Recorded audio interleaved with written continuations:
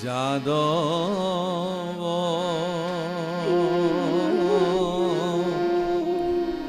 কি দিবু মাধৱৰা ব্ৰহ্মাণ্ড ভিতৰে যত বস্তু আছে ব্ৰহ্মাণ্ড ভিতৰে যত বস্তু আছে হবেও তোমাতে পাই হে যাদৱ কি দিবু মাধৱৰা ঐশ্বৰ্য বিভূতি কি দিবু তোমাক আপুনি লক্ষ্মীৰ পতি ঐশ্বৰ্য বিভূতি কি দিবু তোমাক আপুনি লক্ষ্মীৰ পতি কিবা স্তুতি নতি কৰিবু তোমাক যাৰ ভাৰ যা সৰস্বতী হে যাদৱ কি দিবু মাধৱৰা কি দিবু মাধৱৰা হে ভগৱান তোমাকনো কি দিম দিবলৈ বা তোমাৰ আমাৰ আছেই কি ঐশ্বৰ্য বিভূতি এইবিলাকতো তোমাৰে বস্তু কাৰণ তুমি লক্ষ্মী যাৰ পত্নী গতিকে ঐশ্বৰ্য বিভূতি লক্ষ্মীৰহে দায়িত্বত আছে আমাৰনো ক'ত কিবা স্তুতি কৰিম যে তাকো নাজানো কাৰণ সৰস্বতী যাৰ পত্নী সৰস্বতীৰ সেই সমধুৰ কণ্ঠেৰে সৰ্বদা ভগৱানক যিজনে স্তুতি কৰি থাকে আমিনো মূঢ়মতীসকলে কেনেকৈ স্তুতি কৰিম প্ৰভুসকল এটা কথা মনত ৰাখিব কিন্তু বিপ্ৰ দামোদৰে যেতিয়া ভগৱান কৃষ্ণৰ ওচৰলৈকে গৈছিল ফটা চিটা কাপোৰ পিন্ধি যোৱাৰ কাৰণে দ্বাৰিকাধীশ ভগৱান কৃষ্ণৰ সখী বুলি দ্বাৰীসকলে নামানিলে উভতাই পঠিয়ালে কিন্তু কেনেবাকে এই বাৰ্তাটো ভগৱান কৃষ্ণই পালে যে তেওঁৰ প্ৰপন্ন বান্ধৱ সখী মিত্ৰ বিপ্ৰ দামোদৰ তেওঁৰ ওচৰলৈ আহি উভতি গ'ল ধুমুহা গতিৰে দৌৰি দৌৰি দৌৰি দৌৰি গৈ সখীক সাক্ষাৎ কৰিছে আৰু সাৱতি সাৱতি কান্দিছে যে হে সখী তুমি বাটৰ পৰা উভতি যোৱা মোক মাত নিদিয়াকে প্ৰভুসকল দ্বাৰিকাধীশ ভগৱান কৃষ্ণ সোণৰ থালত অন্ন গ্ৰহণ কৰে সুবৰ্ণময় ৰত্নৰে যাৰ শৰীৰ অলংকৃত হৈ থাকে এখন মলিয়ন আৰু ফটা চিটা ধুতি পিন্ধি যোৱা তেওঁৰ বান্ধৱ বিপ্ৰ দামোদৰক যেতিয়া সুবৰ্ণময় ৰথত উঠাই পেলাই ৰাজকাৰেঙলৈ লৈ আহিছে সমগ্ৰ সভাসদসকলে চকু মেলি মেলি চাইছে আহা কি আচৰিত কথা দ্বাৰিকাধীশ ভগৱান কৃষ্ণৰ সখীৰ এই অৱস্থা প্ৰভুসকল আমি যিগৰাকী ভগৱান কৃষ্ণক ভজনা কৰোঁ সেই ভগৱানে আপোনাৰ অলংকাৰ শাৰীৰিক সৌন্দৰ্য এইবোৰ চাই পেলাই আপোনাক ভক্ত বুলি স্বীকাৰ নকৰে কোনোবাৰ আছে সেইকাৰণে তেওঁ বহুত সামৰ্থ্যযুক্ত সফুৰা শৰাই আগবঢ়াই ভগৱানক দিব যাৰ নাই তেওঁ কি কৰিব যাৰ নাই তেওঁ এপাহ তুলসী পত্ৰই ভগৱানৰ চৰণত অৰ্পণ কৰি দি ক'ব যে প্ৰভু এয়াই আৰু আজিৰ কাৰণে আৰু আচৰিত কথা যে আপেল আঙ্গুৰেৰে শৰাই সফুৰা আগবঢ়োৱা জনতকৈও সঁচা হৃদয়েৰে আগবঢ়োৱা তুলসী পত্ৰতে ভগৱান তেওঁৰ প্ৰতি সন্তুষ্টি হৈ যাব এইজন মোৰ ভগৱানৰ চৰিত্ৰ বিপ্ৰ দামোদৰক আয়ে তেওঁৰ পত্নীয়ে ইঘৰ সিঘৰৰ পৰা ভিক্ষা কৰি চাৰিমুঠি কৰাই তন্দুল ভাজি পঠিয়াই দিছিল কিনো লৈ যাবা সখীৰ কাৰণে লৈ যোৱা কিন্তু দ্বাৰিকাৰ সমৃদ্ধি ৰাজ বৈভৱ দেখি যেতিয়া 55 ভোগ ভগৱান কৃষ্ণ আৰু বিপ্ৰ দামোদৰৰ সন্মুখত অষ্টমহিষীয়ে আনি দিছে সোণৰ থালত। তে বিপ্ৰ দামোদৰৰ সেই এমুঠি কৰাই এখন ফটা কাপোৰত বান্ধি নিয়া সেই চাৰিমুঠি কৰাই তেওঁৰ দৃষ্টিত সেয়া কি হ'ব পাৰে এবাৰ ভাবকচোন, লুকুৱাই ৰাখিছে। কিন্তু ভগৱান কৃষ্ণৰো মন আকৌ সেইখিনিলেহে, তুমিনো কি লুকুৱাই ৰাখিছা হে সখী? সখীয়নীয়েতো মোলে নিশ্চয় কিবা নহয় কিবা দি পঠিয়াইছে, এনেইতো নাই। কি দিছে? নাই নাই নাই একো নাই। নাই দিছে, তুমি লুকুৱাবলৈ যত্ন কৰিছা। অন্তৰ্যামী ভগৱান, তেওঁনো নাজানে কি? আজুৰি লৈ আহিলে, বান খুলি দেখিলে, আহা এনেকুৱা অমৃত দ্ৰব্য সখীয়নী মোলে পঠিয়াই দিছে আৰু তুমি লুকুৱাই ৰাখিছা। পৰম তৃপ্তিৰে ভগৱান কৃষ্ণ দৈৱকী নন্দন দ্বাৰিকাধীশ জগতৰ ঈশ্বৰ পৰম ব্ৰহ্ম পৰম তৃপ্তিৰে পূৰ্ণ এমুঠি কৰাই লৈ যেতিয়া খাইছে, খাই প্ৰতিটো মানে কৰাই এক এক স্বাদ অনুভৱ কৰি কৈছে যে ইমান অমৃত মই আজিলৈকে কেতিয়াও খাই পোৱা নাই, ইমান সোৱাদ। আৰু যিমানে সেই কৰাই মুঠিৰ প্ৰশংসা কৰি কৰি তেওঁ ভক্ষণ কৰিছে, সিমানে লক্ষ্মীৰ ভঁৰাল বিয়োগ হৈ গৈ আছে। আৰু সেই সমস্ত সম্পত্তি ইতিমধ্যে বিপ্ৰ দামোদৰৰ পত্নীৰ হৈ গৈছে।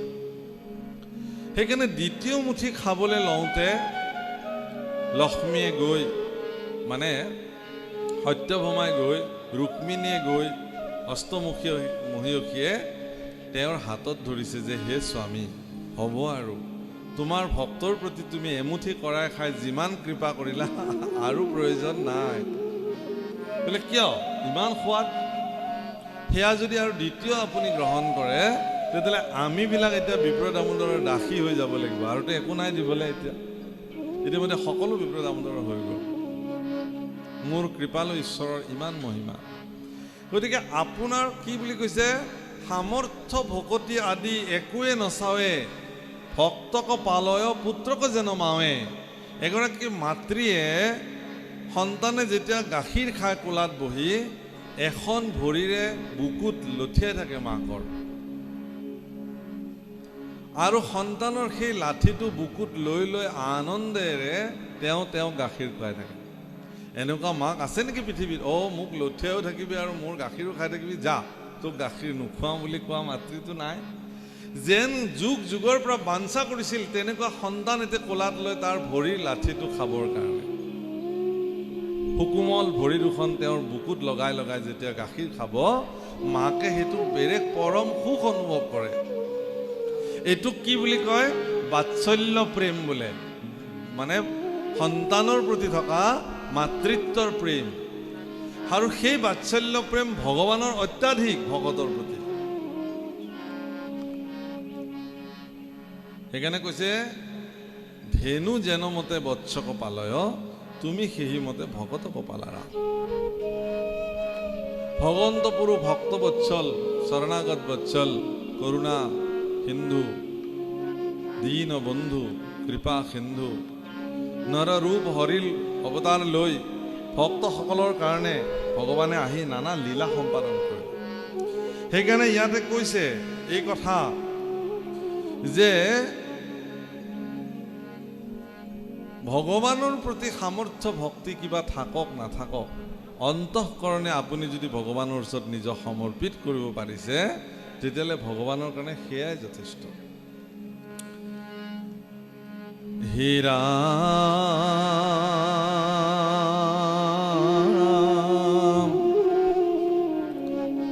রাম জন্ম মৃত্যু ক্ষুধা তৃষ্ণা ভয় পরিশ্রম দেহ প্রাণ বুদ্ধি মন ইন্দ্রিয়র ধর্ম। হে রাম ইহব সংসার ধর্ম জানয় খাত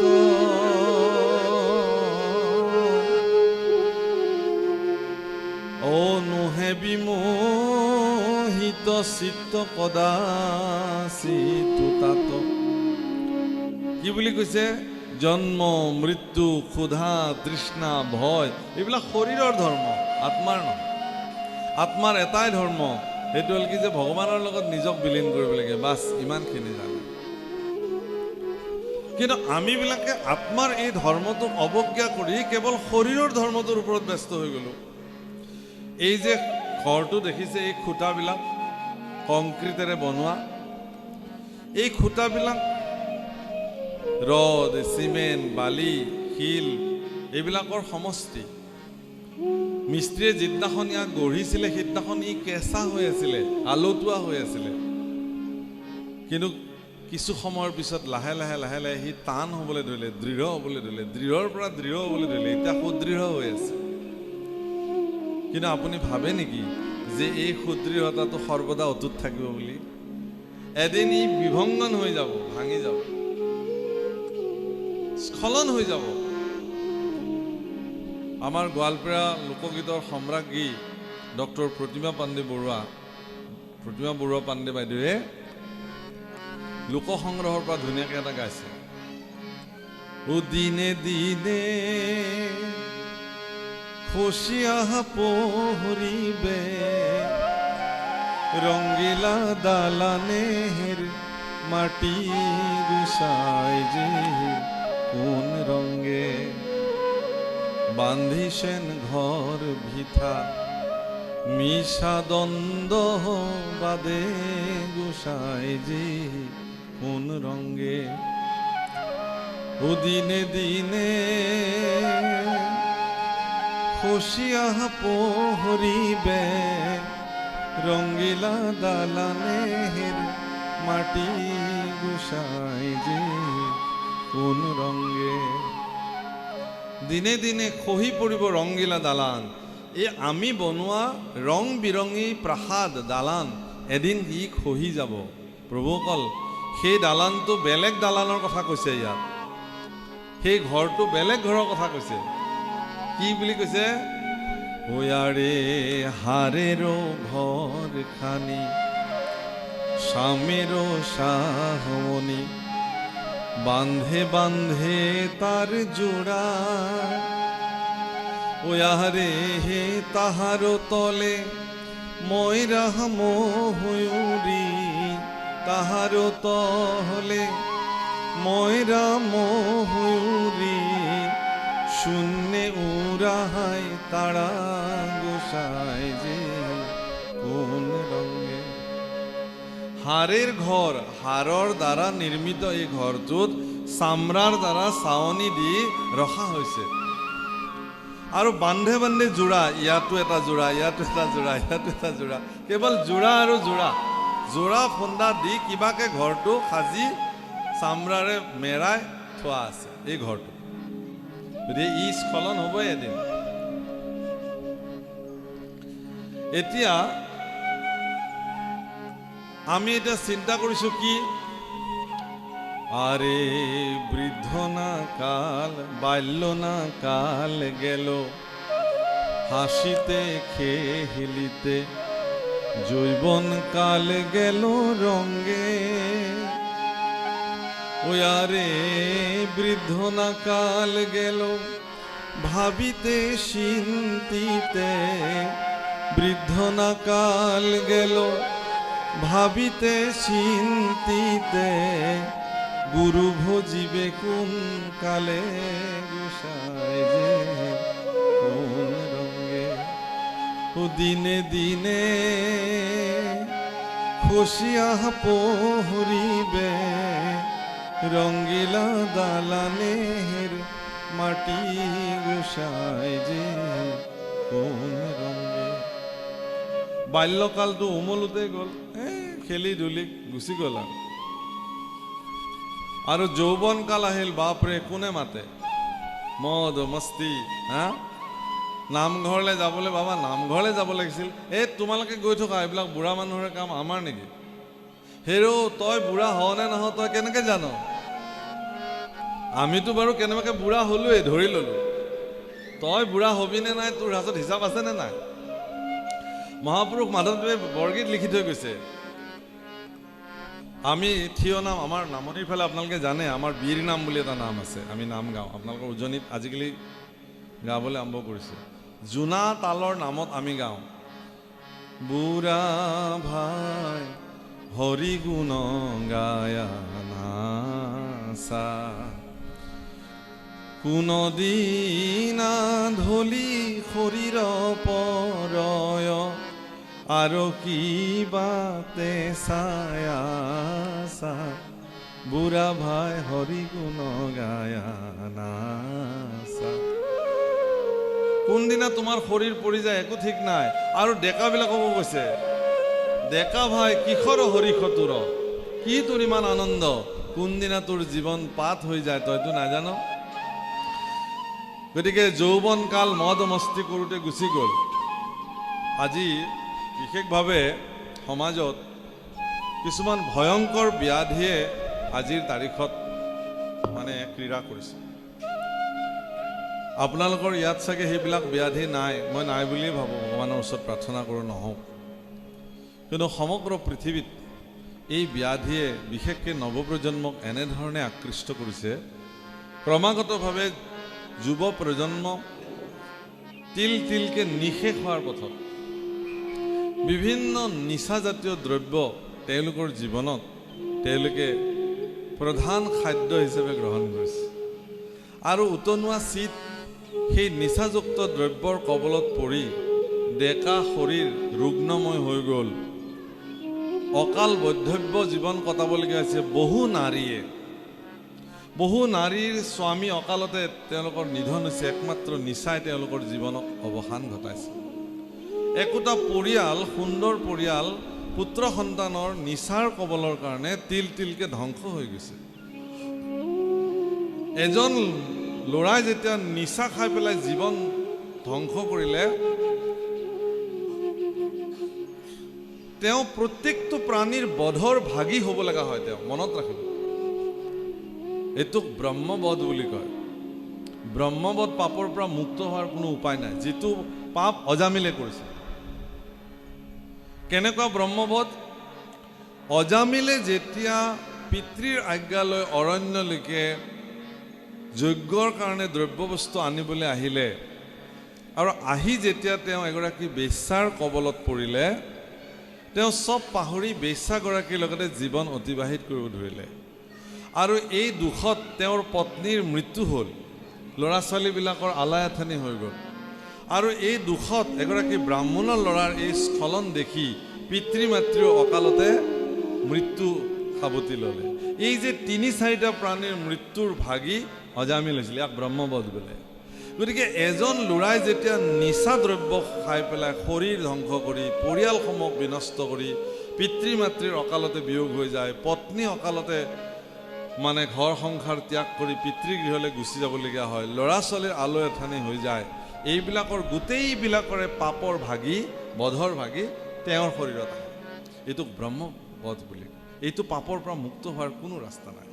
সেইকাৰণে বিনম্ৰ প্ৰাৰ্থনা মোৰ যুৱ প্ৰজন্মৰ প্ৰতি, আপোনালোকক যদি মই এই ভাগৱতৰ আসনৰ পৰাই হাত জোৰ কৰি বিনম্ৰতাৰে প্ৰাৰ্থনা কৰিছোঁ যে আপোনালোকে নিজৰ এই মূল্যৱান মনুষ্য তনুক ভাল ধৰণে উপভোগ কৰিবৰ কাৰণে যি ৰাখক। এই শৰীৰটো ব্ৰহ্মময় শৰীৰ, ইয়াত অপখাদ্য, অপদ্ৰব্য, নিচাজাতীয় দ্ৰব্য আদি প্ৰৱেশ কৰাই দিলে এই শৰীৰ বিধ্বংস হোৱাটো নিশ্চিত। সেইকাৰণে এইবিলাক কৰিব নালাগে। সেইকাৰণে ইয়াতে এইটো কেতিয়া হ'ব? যেতিয়া তেওঁ ৰাম নামৰ নিচাত নিমগ্ন হৈ যাব, সেইদিনাখন আৰু তেওঁ পৃথিৱীৰ কোনো নিচাই তেওঁক আৰু আকৃষ্ট কৰিব নোৱাৰে।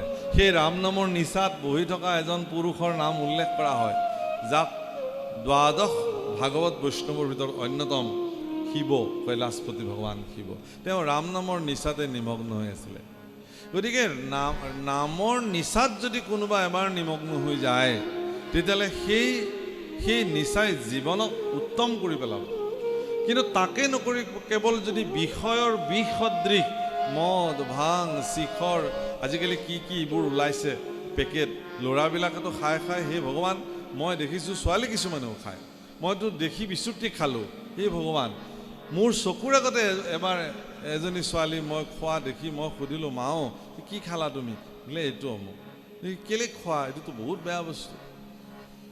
তাৰমানে এই যে আপুনি চাওক, এখন অন্ধকাৰ জগত আছে। সেই অন্ধকাৰ জগতখনত কিছুমান দালাল বহি আছে। তেওঁলোকে কেৱল ধন উপাৰ্জন কৰিবৰ কাৰণে এই ফাণ্ডবিলাক পাতিছে। নৱপ্ৰজন্ম ধ্বংস হৈ যাওক, যাতে তেওঁলোকৰ কলা ৰাজ্যখনৰ প্ৰভাৱ পৃথিৱীজুৰি তেওঁলোকে বিস্তৃত কৰিব পাৰে। কিন্তু মনত ৰাখিব প্ৰভুসকল, এখন গাঁৱৰ ডেকা ল'ৰাখিনি যেতিয়া মানে সুদৃঢ়তাৰে থাকিব, সেই গাঁওখনত কোনো ধৰণৰ বেয়া মনৰ মানুহ প্ৰৱেশ কৰি সেই গাঁৱৰ জীয়াৰী বোৱাৰীক কুদৃষ্টি দিব নোৱাৰিব। সেই গাঁৱত চুৰ চাতৰি নহ'ব। সেই গাঁৱত কোনো মানুহে বেয়া মনোবৃত্তিৰে প্ৰৱেশ কৰিব নোৱাৰিব। আগতে আমাৰ গাঁওবিলাকত ডেকা চাং আছিলে। ডেকা চাং মানে ঠিক গাঁৱৰ প্ৰৱেশ দুৱাৰতে এখন বাঁহৰে চাং বনায় আৰু গোটেই ৰাতি পাহোৱাল ডেকাবিলাকে পাল পাতি পাতি সুৰক্ষা দিছিলে, গাঁওবিলাকত পহৰা দিছিলে। এই ব্যৱস্থা এতিয়াও কিন্তু কিছুমান জেগাত ডেকা চাং আমি দেখোঁ। সেই ডেকা চাঙত যিকেইজন ডেকা ল'ৰাই ৰাতি বহিব যে আমুক আমুক ঘৰৰ আজি 3জন 4জন ডেকা ল'ৰাই আজি ডেকা চাঙত বহিব, ইমান বাহুবলী পৰাক্ৰমী তেওঁলোক, হাতত একোডাল লাঠি লৈ পেলাই সুদৃঢ় দুৱাৰী হিচাপে দুৱাৰ মুখত বহিব আৰু গাঁৱৰ পিতৃ মাতৃ জীয়াৰী বোৱাৰী সকলোৱে সুখৰ নিদ্ৰাত শুব, কাৰণ আমাৰ ডেকা দুৱৰী হৈ বহি আছে। যদি সেই ডেকা চাঙত তেওঁলোকে সেই ঢলা বগাটো খাই যদি তাতে লাং খাই পৰি থাকে, এওঁলোকে বাৰু সুখ নিদ্ৰাত শুব পাৰিবনে? চুৰ দগাবাজে ভাবিব যে এইকেইটাতো এনেকৈ লাং খাই পৰি আছে, গতিকে আমি আমাৰ কাম কৰি থৈ গুচি যাওঁ। সেইকাৰণে এখন গাঁৱৰ দৃঢ়তা, এখন গাঁৱৰ নিৰাপত্তা, এখন গাঁৱৰ জীয়াৰী বোৱাৰীৰ হৃতমৰ্যাদা, সেইবিলাক উভতাই অনাৰ ক্ষেত্ৰত আইসকলে জন্ম দিয়া সেই ডেকা ল'ৰাটোৱে যিদিনাখন সুদৃঢ়তাৰে নিজৰ অঞ্চলটোক সুৰক্ষা দিব, কোনদিনা দিব? যেতিয়া নিজে পৰাক্ৰমী আৰু বাহুবলী হৈ থাকিব। এই শৰীৰটোৰ ভিতৰত একো বিন্দু অপদ্ৰব্য মই প্ৰৱেশ কৰিবলৈ নিদিওঁ, গতিকে মইতো বাহুবলী হ'মেই, পৰাক্ৰমী হ'মেই, বুদ্ধিমত্তা হ'মেই। গতিকে মই ভাবোঁ অসমত এতিয়াও এনেকুৱা বাহুবলী, পৰাক্ৰমী, ক্ষিপ্ৰ বুদ্ধিসম্পন্ন, নিচা ভাং দ্ৰব্য গ্ৰহণ নকৰা এতিয়াও হেজাৰ হেজাৰ যুৱক এতিয়াও আছে। সেইবিলাক আমাৰ সমাজৰ আদৰ্শ হওক, তেওঁলোকে সমাজক নেতৃত্ব লওক, তেওঁলোকে এখন শুদ্ধ সমাজ নিৰ্মাণ কৰিবৰ কাৰণে যত্ন কৰক। প্ৰাতঃতে ব্ৰহ্ম মুহূৰ্ততে উঠিছে, স্নান কৰিছে আৰু গৃহত থকা গুৰু আসনত গৈ বন্তি প্ৰজ্বলন কৰি থকা গুৰু আসনত গৈ নিজকে সমৰ্পিত কৰিছে, গুৰু সেৱা কৰিছে। উঠি আহি পিতৃ মাতৃৰ চৰণ স্পৰ্শ কৰি আশীৰ্বাদ লৈছে। আপুনি ভাবকচোন, সেইজন ল'ৰাৰ জীৱনত কেতিয়াবা কিবা বিপদ হ'ব বুলি আপুনি ভাবেনে? আপোনাৰ ল'ৰা ৰাতিপুৱা ব্ৰহ্ম মুহূৰ্ততে শুই উঠিছে, স্নান কৰিছে, শৌচ শুদ্ধি কৰিছে, কৰি গুৰু আসনত গৈ গুৰু সেৱা কৰিছে আৰু উঠি আহি ঘৰৰ প্ৰতিজন জ্যেষ্ঠজনৰ চৰণ স্পৰ্শ কৰি আশীৰ্বাদ লৈছে। আৰু প্ৰত্যেকজন পৰিয়ালে হৃদয়েৰে আশীৰ্বাদ দিছে যে ভগৱানে তোমাক মংগল কৰক। যিজন ল'ৰাই ৰাতিপুৱাই পুৱাই আশীৰ্বাদবিলাক বুটলি ল'লে, সেই ল'ৰাজনে কেতিয়াবা তেওঁৰ জীৱনত অমংগল হ'ব বুলি আপুনি ভাবে নেকি? কিন্তু অৰ্ধেক নিশালৈকে, পুৱতি নিশালৈকে মদ ভাং খাই ঘূৰি ফুৰি অনাই বনাই আহি পুৱতি নিশা ঘেলেং পেলেংকৈ আহি বিচনাখনত পৰিছে। মাকে চৰিয়া ঢাকি থৈ দিয়া ভাতকেইটা এগৰা খাইছে যদি দুগৰা পেলাইছে। সেই পুৱতি নিশা কি খাব? ঠাণ্ডা পৰি গৈছে, ভাত দাইল বাঢ়ি হৈ গৈছে। সেইবোৰ খাদ্য খাই পেলাই শুই আছে আৰু কোনোবাই সুধিছে যে বাবা ক'ত গ'ল? বোলে সি শুয়ে উঠা নাই, ৰ'ব 11টা বজালৈকে শুয়ে উঠা নাই আপোনাৰ ল'ৰা। সেই ল'ৰাৰ জীৱনত কিবা কল্যাণকাৰী হ'ব বুলি আপুনি ভাবে নেকি? অমৃত স্নান ব্ৰহ্ম মুহূৰ্ততে যিজন ল'ৰাই উঠি পেলাই স্নান কৰে। কৰ্ণক মহাৰথী বুলি কৈছে। কিহৰ কাৰণে কৈছে? কৰ্ণই সদায় ৰাতিপুৱা গৈ গংগাৰ তীৰত সূৰ্য উঠা দৰ্শন কৰিছিল। তাৰমানে তেওঁ জানিছিল যে সূৰ্যই তেওঁৰ দেউতাক হয়।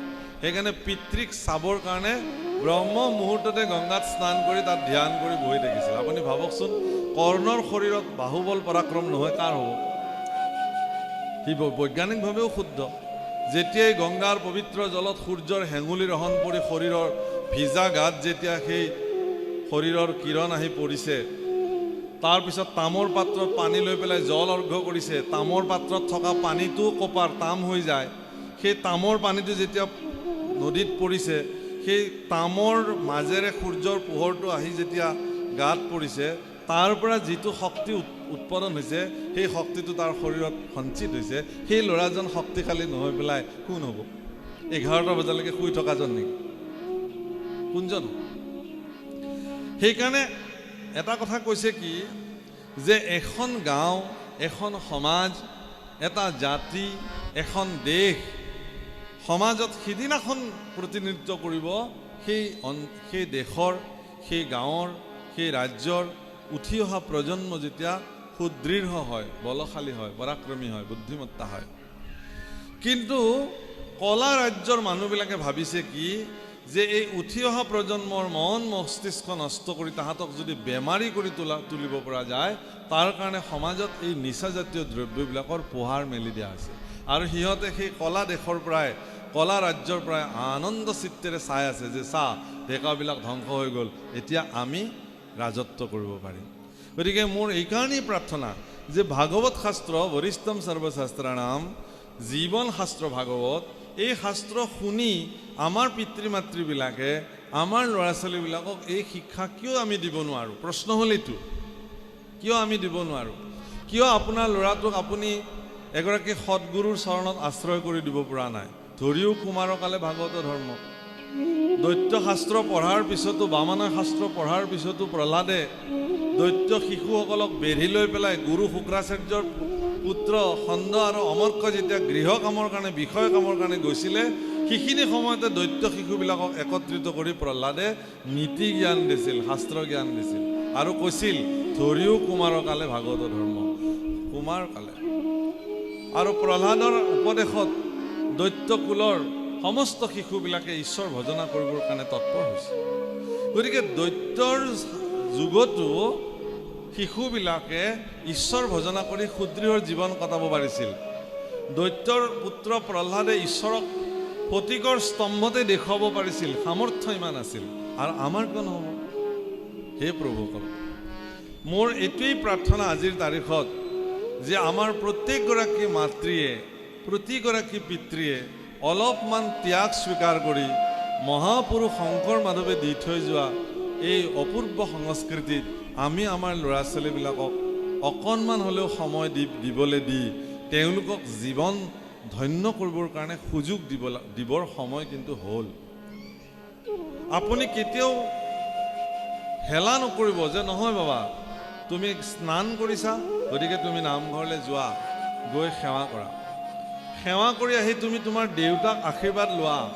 মাকেতো নিজে ক'ব নোৱাৰে যে তাৰ পৰা ওলাই আহি মোক সেৱা কৰিবি বুলি। মাকে শিকাই দিব লাগিব যে তুমি এই যে ককা বহি আছে বাৰান্দাত, ককাক গৈ পেলাই সেৱা কৰাগে। আইতা বহি আছে যে আইতাক সেৱা কৰাগে। দেউতা বহি আছে যে দেউতাক সেৱা কৰাগে। আৰু পিতৃৰ ওচৰত যেতিয়া আহিব, পিতৃয়ে সেৱা গ্ৰহণ কৰি আশীৰ্বাদ দি ক'ব, বাবা মাক সেৱা কৰিলেনে? এবাৰ মাকো এটা সেৱা কৰাগে। মাতৃ বৰ ডাঙৰ বস্তু পৃথিৱীত। মাতৃতকৈ আৰু শ্ৰেষ্ঠ বস্তু কি হ'ব পাৰে? তোমাক 10 মাহ 10 দিন গৰ্ভধাৰণ কৰি তেওঁ পৃথিৱীলৈ লৈ আহিছে। তেওঁ শৰীৰৰ আহাৰ খুৱাই তোমাক ডাঙৰ দীঘল কৰিছে। তোমাৰ কাৰণে কি কৰা নাই তোমাৰ মায়ে? নিজৰ শৰীৰৰ ব্যাধি পীড়াক নগনি কেৱল তোমাৰ স্বাৰ্থত তেওঁ তোমাৰ কাৰণে কাম কৰিছে বাচা। গতিকে তুমি তোমাৰ মাৰ চৰণৰ ধূলি অকণমান শিৰত তুলি লোৱাগে। আমি ইজনে আনজনক ক'ব লাগিব, আমি নিজে স্বয়ং ক'ব নোৱাৰোঁ আহা মোক সেৱা কৰা বুলি, কিন্তু আমি সংস্কাৰটোতো দিবই লাগিব। মাকেও বুজাব লাগিব যে বাবা দেউতা বহুত ডাঙৰ বস্তু দেই, পিতৃৰ সমান কোন হ'ব? পিতৃ আমাৰ ছত্ৰ। যেনেকৈ ৰ'দ বৰষুণৰ পৰা আমি বাচিবৰ কাৰণে এটা ছাতি লৈ আমি ওলাই যাওঁ, ঠিক তেনেকৈ আমাৰ গোটেই পৰিয়ালটোৰ কাৰণে এটা সুদৃঢ় ছত্ৰ হ'ল আমাৰ সকলোৰে শ্ৰদ্ধাৰ তোমালোকৰ দেউতা, মোৰ স্বামী। স্বামীবিহীন হৈ যোৱাৰ লগে লগে সেই ছত্ৰটো নাইকিয়া হৈ গ'লে সকলোৱে সুযোগ গ্ৰহণ কৰিবৰ কাৰণে আহিব। কিন্তু দেউতা আছে কাৰণে সুদৃঢ়তাৰে সেই ছাতিটোৰ তলত আমিবিলাকে নিবাস কৰি আছোঁ। গতিকে পিতৃ বহুত ডাঙৰ বস্তু। তোমালোকে মানিবা, দেউতাৰ বাক্য অমান্য কেতিয়াও নকৰিবা। আমাৰ প্ৰতিভা পাণ্ডে সেইকাৰণে গাইছে, যে নাৰীৰ পুৰুষ নাই ৰে, ও তাৰ ৰূপে কি কাম কৰে সখী, হাই মোৰ হাই হস্তিৰ কন্যা ৰে, খানি কুদয়া নাই মাহু তকলা দিয়াৰে। যে নাৰীৰ পুৰুষ নাই তাৰ ৰূপে কি কাম কৰে।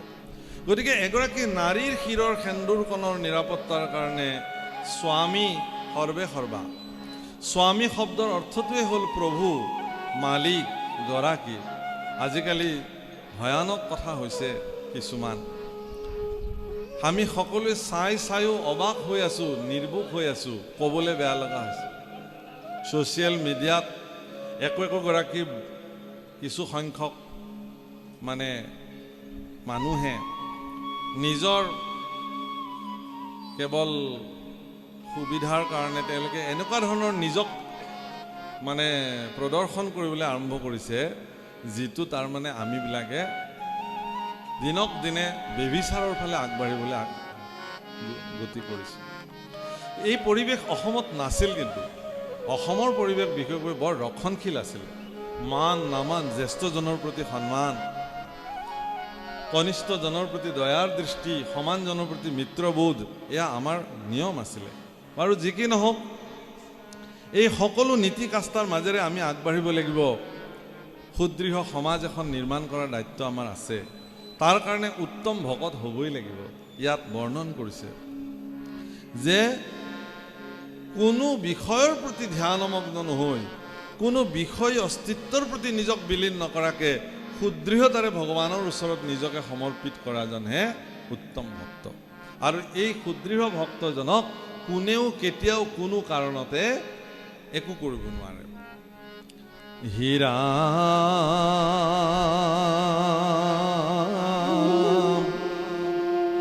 আৰ একে মাধৱক মাত্ৰ কৰিলে আশ্ৰয়, কাম্য কৰ্ম বাসনা তেজিলে হৃদয়। হে ৰাম হৰিৰ চৰণ মনে নচাৰে সততে,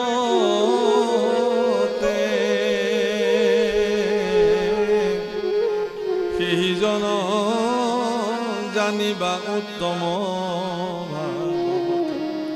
হৰিৰ চৰণ কোনো কাৰণতে নেৰিব, এইজনকে উত্তম ভকত বোলা হয়। ভগৱানৰ চৰণ কোনো কাৰণতে এৰিব নালাগে, সৰ্বদা ভগৱানৰ চৰণ চিন্তি থাকিব লাগে। আমাৰ ফালে বাউল গীত কিছুমান গায়। হৰিৰ চৰণ চিনলি নাৰে মন পাহাগৰ, চিনলি নাৰে মন পাহাগৰ, বিফলে তোৰ গেলৰে জন। তোৰ মিছাতে জীৱনটো গুচি গ'ল, হৰিৰ চৰণ চিনি নাপালা, গুৰুৰ চৰণ চিনি নাপালা, জীৱন অতিবাহিত কৰাৰ মূল্যই কোনো নাথাকে। প্ৰভুসকল, গুৰু বহুত বেলেগ বস্তু, গুৰুক জানিব লাগে। বিনা গুৰু চৰণে ভকতি ৰকতি মুকুতি ক'বও নহয়। গুৰু জ্ঞান, গুৰুৰ প্ৰতি থকা যি সুদৃঢ় জ্ঞান, গুৰুক সেই ধৰণে শ্ৰদ্ধা কৰিব লাগে। ঈশ্বৰৰ প্ৰতি ভক্তি সৰ্বদা ৰাখিব লাগে, শাস্ত্ৰই এই কথা বিচাৰ কৰিছে প্ৰভুসকল। সেইকাৰণে ইয়াত উত্তম ভকতৰ ক্ষেত্ৰত এই চৰিত্ৰ বৰ্ণন কৰিছে। হে ৰাম একে ৰাম, কাম্য কৰ্ম দেশমোহ হৰি সৰহিত, হুয়া ফুৰে নিতান্তে কৃষ্ণত দিয়া চিত্ত। হে ৰাম হৰি কথা তিজি আয়া, নন্দে নেদে মন,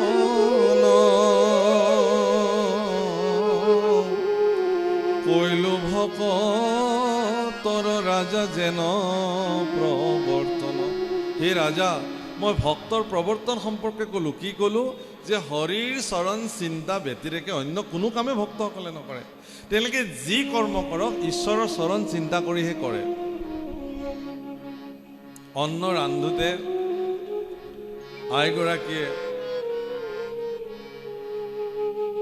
আজিকালি কি এইবোৰ মোবাইলত যে কিবা ৰীল ওলাই নহয়, কি কয়, ৰীল কয় নহয়, এইবিলাক ৰীল চাইতে থাকে, সেইবিলাক ঘূৰাই থাকে আৰু অন্ন ৰান্ধি থাকে। গতিকে সেই ৰীলবিলাকত যেনেকুৱা ধৰণৰ কথা, ভাল কথা হ'লেতো ভালেই, বেয়া কথা হ'লে বেয়া, ভাল বেয়া সকলো কথাৰ সমষ্টি চাই চাই আইগৰাকীয়ে অন্ন ৰান্ধি থাকে। গতিকে সেই ভাল কথা, বেয়া কথা, এগালমান নষ্ট চৰিত্ৰৰ কথা, কিবা কথা চব আহি অন্নত সন্নিৱিষ্ট হৈ গ'ল। আৰু সেই অন্ন যেতিয়া পুত্ৰ পৰিবাৰক খোৱালে, কেইদিনৰ পিছত জীয়েকেও সেই ৰিল কৰিবলৈ আৰম্ভ কৰিলে, কাৰণ সেই অন্নই খুৱাইছে মাকে। পুতেকেও সেই একেই কৰিবলৈ আৰম্ভ কৰিলে কেইদিনমান পিছত। নিয়মটো কি বান্ধি দিলে গুৰুৱে, যে আই তুমি অন্ন ব্ৰহ্ম নিৰূপণ কৰিবৰ সময়ত, নিৰ্মাণ কৰিবৰ সময়ত তুমি শুদ্ধ চিত্তেৰে স্নান কৰি ল'বা, শুদ্ধ বস্ত্ৰ পৰিধান কৰি ল'বা, আৰু অন্ন ৰন্ধা সময়খিনি কেৱল ঈশ্বৰৰ স্মৰণত তুমি অন্নখিনি ৰান্ধিবা। গুৰুৱে এইদৰে উপদেশ দিলে। অন্ন দিওঁতেও, তুলি দিওঁতেও ভগৱানক অৰ্পণ কৰি কৰি অন্নসমূহ দিবা, আৰু সুন্দৰ সুন্দৰ বৰগীত, ঘোষা আদি গাই গাই অন্নমুঠি নিৰ্মাণ কৰিবা। ৰাম গোসাঁই কৰো গোহাৰি। এনেকে যেতিয়া অন্ন ৰান্ধিব, আহা হা, আপুনি ভাবকচোন সেই অন্ন অমৃত হ'বনে নাই? সেই অমৃত ভগৱানৰ প্ৰসাদ আপোনাৰ সন্তানক খুৱাব, তাৰ পৰা 7 ধাতু সৃষ্টি হ'ব, ৰক্ত হ'ব, মাংস হ'ব, মেদ হ'ব, হাড় হ'ব, মজ্জা হ'ব, বীৰ্য হ'ব, আপোনাৰ সন্তান সুদৃঢ় হ'ব। কিন্তু বাৰে ভুচু এগালমান কথা, এগালমান চিন্তা কৰি আজিকালিতো একদম ফোনত লাগি লাগি আইসকলে কাৰ লগত কি কথা পাতি অন্ন ৰান্ধি থকা দেখা পাওঁ। বহুতে কয় যে আপুনি কিয় আমাৰ হাতে নাখায়? কেনেকৈ খাম আপোনাৰ হাতে মই অন্ন? এতিয়া আপোনাক ঘিণ কৰি মই আপোনাৰ হাতে নোখোৱাকৈ থকা নাই। সজ্জন এজনে আপোনাৰ হাতে অন্ন নাখায়, আপুনি গালি পাৰিছে, এনেহে সজ্জন ওলাইছে, এনেহে বৰ ভকত ওলাইছে। মই ইমান চনতে শৰণ লৈ থৈ দিলোঁ, ইমান চনতে মই ভজন লৈ থৈ দিছোঁ, মোৰ হাতে আমুকে খায়, তামুকে খায়, তামুকে খায়, এখেতেহে নাখায়। কেনেকৈ খাব আপোনাৰ হাতে? কি বিশ্বাসত আপোনাৰ হাতে অন্ন ল'ব কোনোবাই? আপুনি কি ৰান্ধিছে এইটো ডাঙৰ কথা নহয়, কেনেকৈ ৰান্ধিছে এইটো ডাঙৰ কথা। গতিকে কোনোবাই যদি আপোনাৰ হাতে অন্ন নাখাওঁ বুলি কয়, আপুনি বেয়া নাপাব, আপুনি নিজক শুধৰাবলৈ যত্ন কৰক যে কিয় আপোনাৰ হাতে কোনোবাই অন্ন।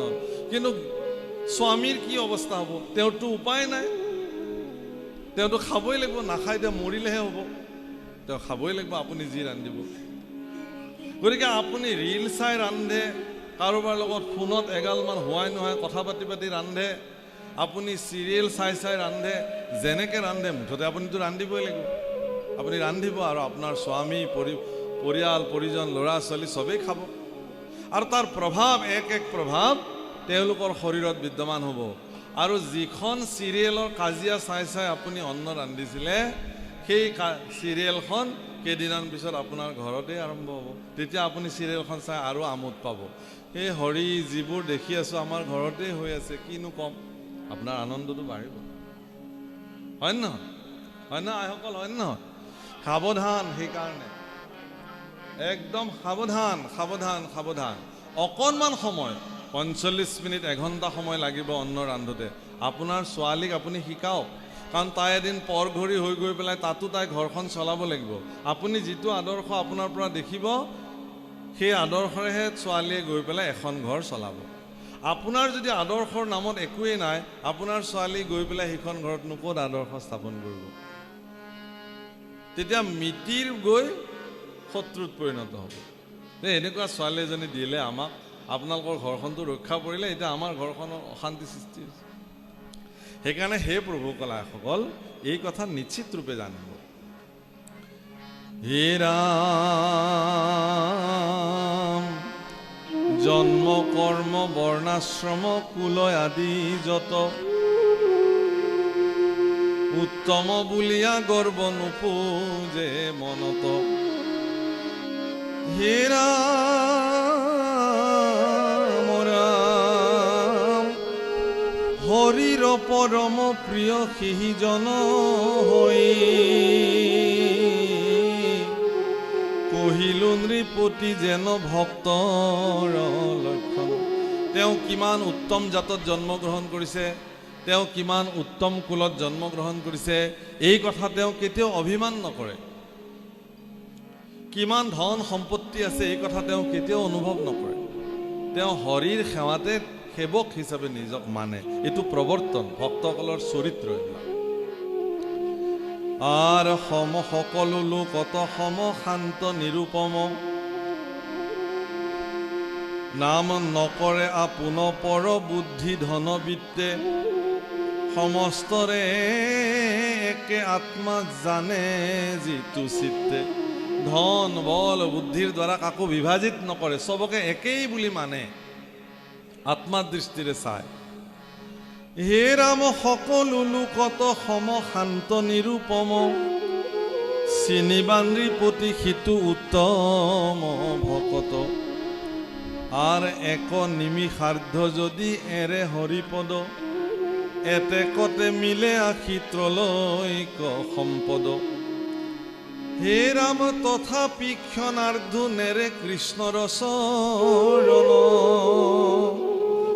সেহি মহাসাৰ জানা কৰন্ত স্মৰণ। আগতে মই ব্যাখ্যা কৰি গৈছোঁ যে এটা ক্ষণাৰ্ধ সময়ো তেওঁ নেৰে। যদি কৃষ্ণ সমস্ত ত্ৰৈলোক্যৰ সম্পত্তিও দিম বুলি কয়, তথাপিও কৃষ্ণৰ চৰণ তেওঁ কোনো কাৰণতে নেৰে। হে ৰাম ত্ৰৈলোক্য ঈশ্বৰ হব মহানম্ৰ ভাৱে, চিন্তে মাত্ৰ হৰিপদ আজিও নপাৱে, এতেকে জানিছে তুচ্ছ ত্ৰৈলোক্য সম্পত্তি, এহি জানি নেৰে কৃষ্ণ চৰণে ভকতি। জানিবা সিটো মহা প্ৰধান ভকত, হেনবা কৰিবা শংকা নৃপতি মনত। পৃথিৱীৰ সম্পত্তিবিলাকক তেওঁ সম্পত্তি বুলি নামানে, তেওঁ সম্পত্তি মানে ঈশ্বৰৰ নামক। সেইকাৰণে হে নৃপতি, এনেধৰণৰ ভক্তবিলাকক উত্তম ভক্ত হিচাপে তুমি মানিবা। হে ৰাম